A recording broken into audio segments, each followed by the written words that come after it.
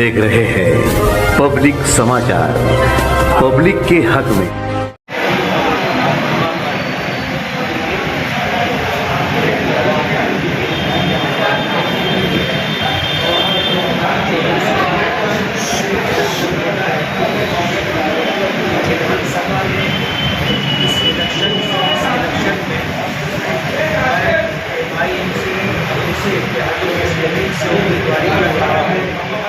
हमने अपने मशवरे के बाद जो प्रोग्राम किया है, जो प्रोग्राम ये है कि कल से हम अपना प्रचार डोर टू डोर शुरू कर रहे हैं।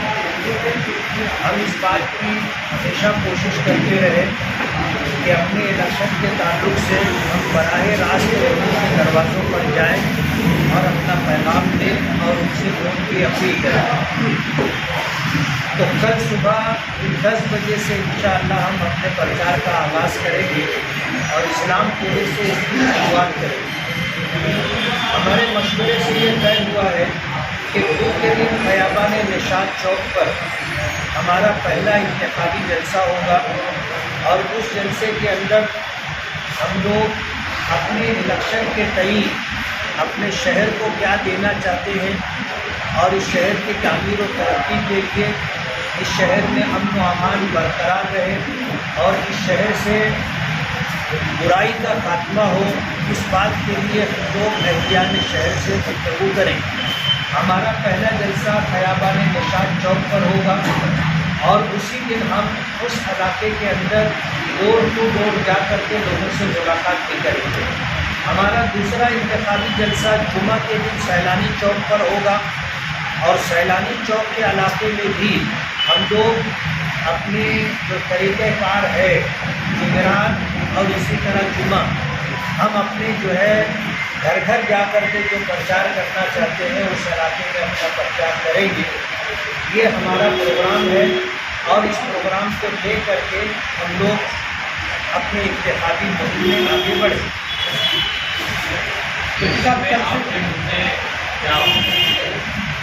इलेक्शन में हमारा सबसे बड़ा मुद्दा अच्छाई और बुराई शहर को समझाना है।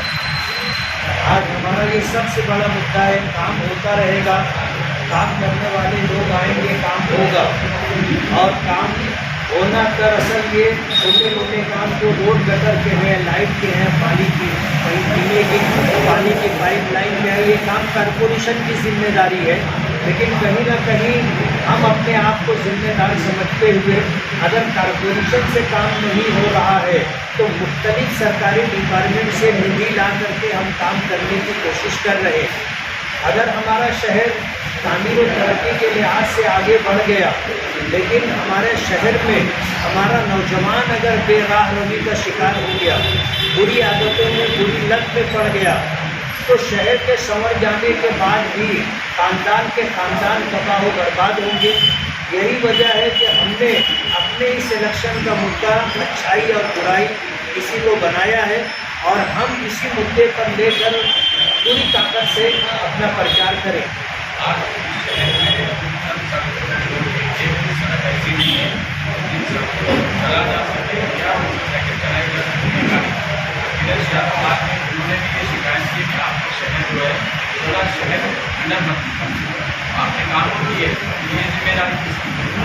ये जिम्मेदारी कॉरपोरेशन की है। कॉरपोरेशन जब अपने शहर से टैक्स वसूल करती है तो टैक्स वसूल करने के बाद पूरे शहर के रहने वालों को बुनियादी सहूलत फराहम करना, जिसमें रोड है, गटर है, पीने का पानी है, लाइट है, हेल्थ है और इसी के साथ एजुकेशन है, ये सारी जिम्मेदारी कॉरपोरेशन पर आती है। और हम यही चीज़ लोगों को बताना भी चाहेंगे कि कॉरपोरेशन में जो लोग 7.5 साल तक कंटिन्यू बरसरे इक़्तिदार रहे, अगर 7.5 साल के अरसे में शहर में अपनी जिम्मेदारी महसूस करते हुए कॉरपोरेशन में मेयर की चेयर पर बैठ करके अगर मानेगा हो कि रोड रास्ते बना दिए होते तो लोगों को शिकायत करने का मौका नहीं मिलता।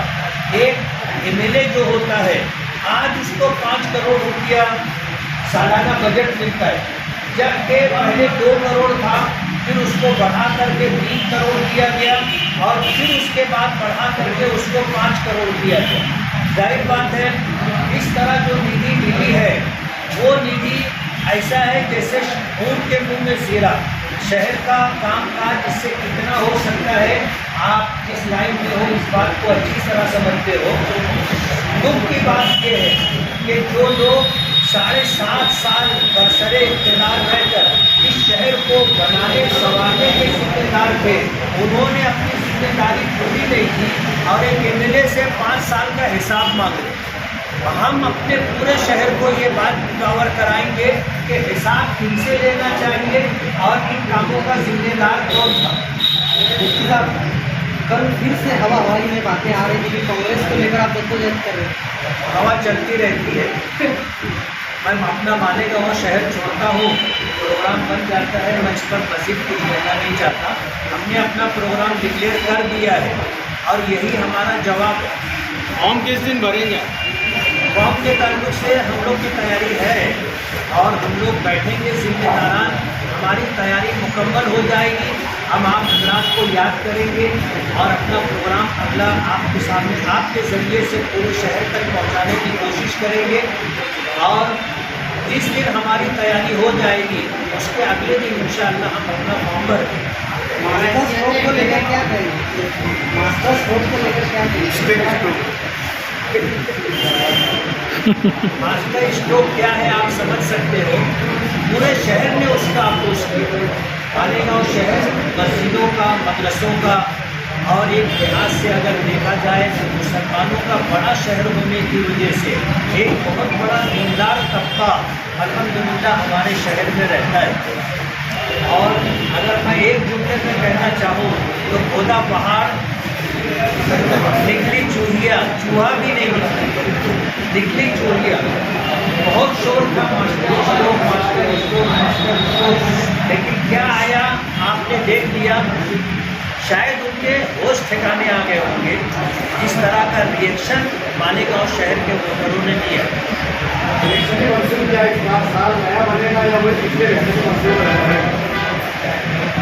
बात ये है कि जो सत्ता में होते हैं उनके लिए भी इस तरह का कामकाज करना मुश्किल हो जाता है। हम अपने शहर से कोई झूठा वादा नहीं करना चाहते। हम ये चाहते हैं कि हम अपने शहर की ज़रूरत के पेश नज़र जो काम होगा उस काम को करवाने की पूरी कोशिश करेंगे, चाहे वो काम हमारे मंशूर में शामिल न हो। ऐसा शहर है कि यहाँ पर कुछ लोग फायर चलाने ऐसे हालात पैदा करते हैं कि चिड़िया की भैंस उड़ती हुई नजर आती है। ऐसा हवा बनाया गया कि पूरे शहर के अंदर एक अजीब सी सूरत हाल थी, लेकिन हमारे लिए सियासी तौर पर बहुत अच्छी थी कि जिन दिनों मैं शहर में नहीं रहा उन दिनों कम से कम मेरा चर्चा तो जरूर कर रहा।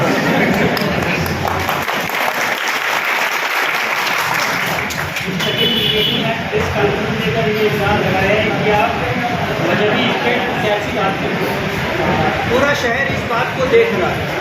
मैंने मजहबी स्टेट से कभी भी एक जुमला सियासी नहीं कहा और जब मैं सियासी स्टेट पर होता हूँ तो सियासी बात करता हूँ। जो मुकाबले में उनका जवाब दो, मुकाबले वालों का जवाब इसलिए जो है मैं अपने कहीं जो बात कहना है कि ये इल्ज़ाम बेबुनियाद है। हम मजहबी स्टेट से मजहबी बात करते हैं, सियासी स्टेट से सियासी बात करते हैं। और भी क्या वजह बार बार अफरोह हो जाती है आपका, क्या बात है?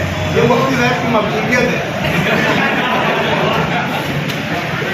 ओवैसी साहब कब आएंगे? बात चल रही है और इंशाअल्लाह जब जरूरत महसूस होगी तो अवैसी साहब भी आएंगे। अभी तो ऐसा लग रहा है कि हमको अवैसी साहब की ज़रूरत नहीं है। अल्हम्दुलिल्लाह शहर का माहौल बता रहे हैं।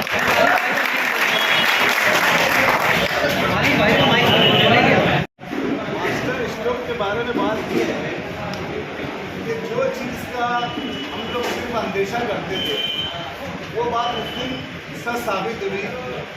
जैसे कि माजी आमदार अपने आप को दूरअंदेशी से बताते कि मैं बहुत दूरअंदेश से सोचता हूँ, तो उस चीज़ को उन्होंने वहाँ साबित करे और जो नाम लाए उन्होंने इस्लाम, ये बड़ी सोची समझी प्लानिंग से उन्होंने ये नाम लाए ताकि फिरका परस्तों को इस्लाम के बारे में बोलने को जगह मिल जाए। जैसे अकबर बादशाह ने दीन इलाही कायम किया था, उसी तरीके से आसिफ शेख रशीद एक नया दीन इलाही लाने की कोशिश कर रहे थे। और फिरका परस्तों के लिए मैं तो ये समझता हूँ कि फिरका परस्तों के बोलने के ऊपर ये इन्होंने नाम रखे। महाराष्ट्र की सियासत में इस्लाम का पार्टियाँ क्या?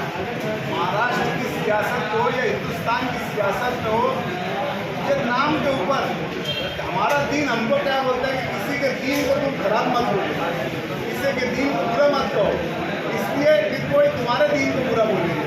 तो अब इन्होंने जो नाम रखा है, ये प्लानिंग के तहत नाम रखा गया है कि लोग डायरेक्ट इस्लाम को नहीं बोलेंगे, इस्लाम पार्टी को बुरा भला बोलेंगे।